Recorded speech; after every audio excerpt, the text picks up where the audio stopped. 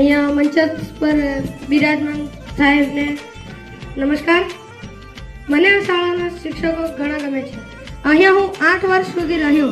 ત્યાં મને ખૂબ મજા આવી. અહીંયાના શિક્ષકો, અહીંયાના બાળકો. જ્યારે હું અહીંયા આવ્યો હતો ત્યારે હું નંદાબેનથી બહુ ડરતો હતો. પછી ધીરે ધીરે નંદાબેને મને એકડો પાડતા શીખવાડ્યું. નંદાબેન પહેલાં બહુ સ્ટ્રિક્ટ લાગતા હતા, પણ જ્યારે મારે અહીંયા એમની સાથે મહિનો એક જેટલો થયો ત્યારે મને ખબર પડી કે નંદાબેન ખૂબ જ સારા છે. પછી હું બીજા ધોરણમાં ગીતાબેન પાસે ભણ્યો. પછી ત્રીજા ધોરણમાં અમારે લોકડાઉન હતું એટલે અમે ત્રીજા ધોરણમાં મહિપત સાહેબ પાસે ખૂબ ઓછું ભણ્યા હતા. ત્યાર પછી હું ચોથા ધોરણમાં ઉષાબેન પાસે ભણ્યો.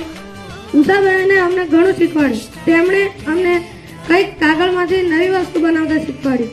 ત્યાંથી મને કાગળમાંથી હોડી બનાવતા આવડ્યું. પછી હું 5મા ધોરણમાં આવ્યો. ત્યાં મહેશ સાહેબે અમને ગણિત શીખવાડ્યું. ત્યાંથી અમને ગુણાકાર ભાગાકાર આવડ્યું. વર્તુળનો વ્યાસ, ચોરસની પરિમિતિ, આ બધું શીખવાડ્યું. પછી અમે 6ઠા ધોરણમાં આવ્યા. ત્યાં નર્વદ સાહેબ પાસે ભણ્યા. પછી ત્રીજા સત્રમાં વિનોદ સાહેબ પાસે ભણ્યા. વિનોદ સાહેબ નવા હતા ત્યારે પહેલાં તો અમારી વિનોદ સાહેબ સાથે વાતચીત ન થતી હતી, પણ પછી તેમની સાથે વાતચીત થઈ. પછી અમે બધા શિક્ષકો મળીને મસ્તી કરતા. વિનોદ સાહેબ અને નર્વદ સાહેબ અમારી સાથે અમારા મિત્રો હોય તે રીતે અમને ભણાવતા અને શીખવાડતા છે. 6ઠા ધોરણમાં હું પહેલી વાર પ્રવાસમાં ગયો. એ પ્રવાસ મારો યાદગાર પ્રવાસ હતો. એ પ્રવાસમાં અમે પોઈચા સ્ટેચ્યુ ઓફ યુનિટી ગયા હતા. પછી હું 7મા ધોરણમાં આવ્યો ત્યારે હું મારા મિત્ર સાથે પહેલી વાર કલા ઉત્સવમાં ગયો. ત્યાં બધા બાળકોને જોઈને મનમાં થયું કે મારે પણ એક દિવસ અહીંયા આવવું છે. પછી હું 7મા ધોરણમાં કલા ઉત્સવમાં ગયો ત્યારે પહેલી જ વખતમાં મારો પ્રથમ નંબર આવી ગયો. 7મા ધોરણમાં પ્રવાસમાં ગયો ત્યારે વિનોદ સાહેબ સાથે અને બીજા સાહેબો સાથે ઘણી મજા કરી. હું 8મા ધોરણમાં આવ્યો ત્યારે હું જીએસ બન્યો અને મને ઇગ્નુ 70 વોટથી જીએસ બનવા મળ્યો. 7મા ધોરણમાં મેં કલા ઉત્સવમાં ગાયન સ્પર્ધામાં ભાગ લીધો ત્યારે મારો પ્રથમ નંબર આવ્યો હતો. પછી હું પ્રવાસમાં ગયો. આ શાળામાં હું ભણ્યો એટલે આચાર્ય સાહેબનું થોડું ઘણું કામ હું પણ કરતો હતો.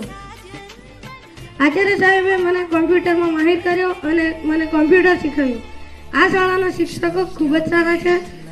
મને આ શાળા છોડવી ગમતી તો નથી, પણ કારણોસર આ શાળા છોડવી પડે છે. અસ્તુ. ધોરણ 8ની વિદ્યાર્થીની સાહેબ.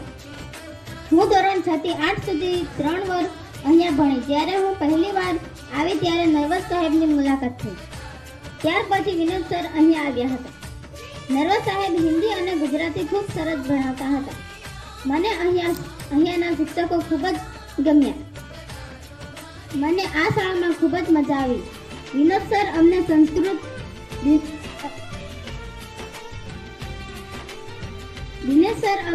સંસ્કૃત ભણાવતા હતા. ખૂબ જ સરસ ભણાવતા હતા. અમે પ્રવાસમાં ગયા હતા. ત્યાં અમને ખૂબ જ મજા આવી. અમે ઋષિવન ગયા હતા. ત્યાં અમે બોર પણ ખાધા હતા. ત્યાર પછી અમે 8મા ધોરણમાં પ્રવાસમાં ગયા. ત્યાં અમે અડાલજની વાવ જોઈ અને કાંકરિયા તળાવ પણ ગયા હતા. મને અહીંયાના શિક્ષકો ખૂબ જ ગમ્યા. હું આ શાળામાં ધોરણ 6 થી 8 ભણ્યો. અહીંયા મને ધોરણ 6 થી 8માં ભણવાની ખૂબ જ મજા આવી. મને 6 થી 8 ધોરણમાં નર્વદ સર ભણાવતા હતા. નર્વદ સર ખૂબ જ સરસ ભણાવતા. મને આ શાળાના બાળકો ખૂબ જ ગમ્યા. આ શાળાના ભાઈબંધો પણ મારા ભાઈ જેવા છે. મને આ શાળા છોડવી ગમતી તો નથી, પણ કારણોસર છોડવી પડે. વિદ્યાર્થી જઈ હું આ શાળામાં ધોરણ 6 થી 8 સુધી ભણ્યો. મને આ શાળામાં ભણવાની ખૂબ જ મજા આવી. મને આ શાળાના બાળકો ખૂબ જ ગમ્યા. હું ધોરણ 6 થી 8 સુધી નર્વદ સરના હાથે ભણ્યો. નર્વદ સર ખૂબ જ સુંદર ભણાવે છે. તેઓ પાઠ ભણાવતા કોઈક જીવનની મૂલ્યોની વાત પણ કરી દેતા. નર્વદ સર ગુજરાતી વિષય ભણાવે છે. આ શાળાના ભાઈબંધો પણ ભાઈ જેવા છે. મને આ શાળા છોડવી ગમતી નથી, પણ છોડવી પડે છે. સતત 3 વર્ષ સુધી સાથે રાખ્યા છે, પાસે રાખ્યા છે, હૃદયમાં રાખ્યા છે. અને એ ભાવના, એ લાગણી, એ સંવેદના એમણે શબ્દોમાં વ્યક્ત કરી ત્યારે પુનઃ એમનો ખૂબ ખૂબ આભાર. અને વિશેષ કહેવાનું થાય તો આપણી વચ્ચે સાહેબ નર્વદ સાહેબ પણ હવે 1 જ વર્ષ માટે છે. ત્યારે આવતી સાલે એમનો વિદાય સન્માન હોય ત્યારે આ બધા જ બાળકો આ વિદાય સન્માન કાર્યક્રમમાં અવશ્ય આવે એવું આમંત્રણ અત્યારથી અમે આપીએ છીએ. સાથે નંદા મેડમનો પણ વિદાય સન્માન હશે. આ દિવાળી પર આપણા પ્રકાશ સરનો પણ નિવૃત્ત થઈ રહ્યા છે, એમનો પણ કાર્યક્રમ હશે. તો આ બધા જ કાર્યક્રમોમાં તમે સહભાગી થાવ એવી અમે અપેક્ષા રાખીએ છીએ. મારે આજના કાર્યક્રમ વિશે કંઈ કહેવું હોય તો, કારણ કે વિદાય આગળ કીધું એમ વિદાય વસીની હોય છે, દુઃખદ હોય છે, સાહેબે વાત કરી એ રીતે. પરંતુ એક ક્રમ છે, એ ક્રમ મુજબ આપણે આગળ વધવું હોય તો અત્યારે જે સ્થાન છે એ સ્થાનેથી આગળ ચાલવું પડે અને એ સ્થાનને છોડવું પડે છે. અને આ શાળામાંથી હવે તમે ધોરણ 8 પૂર્ણ કરી અને ધોરણ 9માં જશો તો અહીંયા તમે 8 વર્ષ સુધી આ શાળામાં શિક્ષક સાહેબો પાસેથી કંઈક ને કંઈક શીખ્યા અને એ મેળવેલું ભાથું લઈ અને તમે તમારી આગળની પ્રગતિ માટે જઈ રહ્યા છો. આમ તો એમ કહેવાય કે ભાઈ બાલવાટિકા શરૂ થયું એટલે હવે ધોરણ બાલવાટિકાથી ધોરણ 8 સુધી આપણે 9 વર્ષ સુધી બાળક પ્રાથમિક શાળામાં શિક્ષણ લેતું હોય અને બાળક જન્મે છે ને એની પહેલા પણ એ 9 માસ સુધી એની માતાના ઉદરમાં પડતું હોય છે. એટલે આ શાળા એક પોતાની જનેતા છે, જનની છે એમ સમજજો કે જેમ માતાના ઉદરમાં 9 માસ સુધી ભણ્યા પછી બાળકનો જન્મ થતો હોય છે એમ અહીંયા પણ બાલવાટિકાથી 8 ધોરણ સુધી 9 વર્ષ સુધી અને પેલા 9 માસ સુધી તો એને સામ્યતા આપીએ તો અહીંયા સૌથી વધારે જો કોઈ બાળક શિક્ષણ મેળવતું હોય રહેતું હોય તો એ આ પ્રાથમિક શાળા છે. હવે તમે ધોરણ 9 અને 10 કાં તો 11 12 તો ત્યાં 2 કે પછી 4 વર્ષ સુધી હાઈસ્કૂલમાં રહેશો. કોલેજમાં જશો તો કદાચ 3 કે 5 વર્ષ સુધી કોલેજમાં રહેશો. પણ સૌથી વધારે જો સમય તમે ગાળ્યો હોય તો એ આ પ્રાથમિક શાળા છે. પ્રાથમિક શાળાની અંદર અહીંયા દરેક વર્ગો તમને બોલાવતા હોય. આ વૃક્ષો છે, વૃક્ષોને તમે પાણી પાયું હોય તો આ વૃક્ષો પણ તમને યાદ કરતા હોય, બોલાવતા હોય.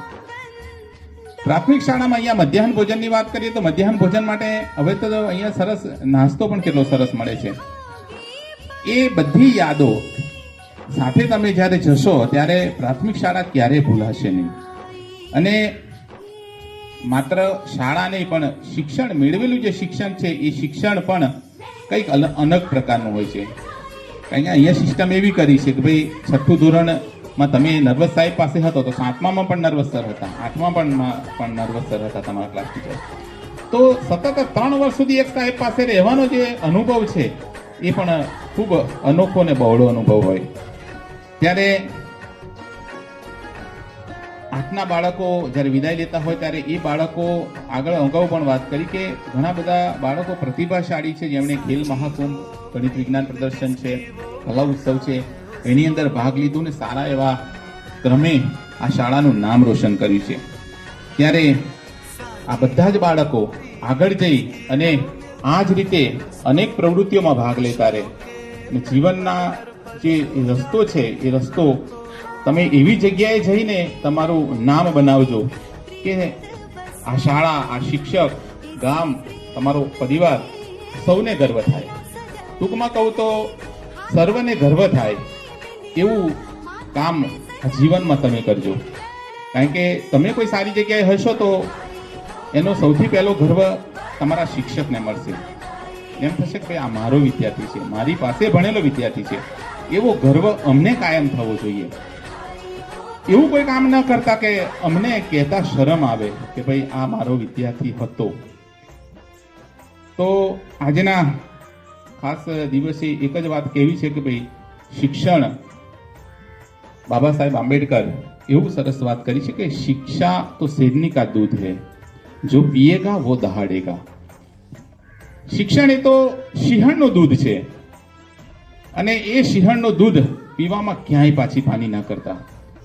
કારણ કે ઘણા બધા રસ્તા પછી બીજા રસ્તાઓ બહુ બધા મળશે, પણ જ્યાં પહોંચવું છે ને એ રસ્તે પહોંચવા માટેના એ અવરોધો છે, એ અવરોધોમાં ક્યાંય તમને અડચણ ન આવે એવા પ્રયત્નો કરજો. આજના દિવસે આમ તો વિશેષ કંઈ કહેવું નથી, કારણ કે હવે સોમવારથી આપણી પરીક્ષાઓ પણ શરૂ થશે. પરીક્ષાઓ બાદ તમે થોડોક સમય શાળામાં પણ આવશો અને આપણું વેકેશન શરૂ થશે. ત્યારે સમયના વ્યસ્તતા વચ્ચે આપણે આજે વિદાય સમારંભ કાર્યક્રમ રાખ્યો છે. ત્યારે આજના દિવસે તમને અઢળક શુભેચ્છાઓ, ખૂબ ખૂબ અગણિત આશીર્વાદ સાથે અંતરથી એવી પ્રાર્થના ઈશ્વરને પણ કરીએ છીએ કે તમારું જીવન છે એ સુમધુર બને અને આ શાળાનું નામ કાયમ તમારા થકી રોશન થાય એવી અપેક્ષાઓ, એવી ઈશ્વરની પ્રાર્થનાઓ. ધન્યવાદ.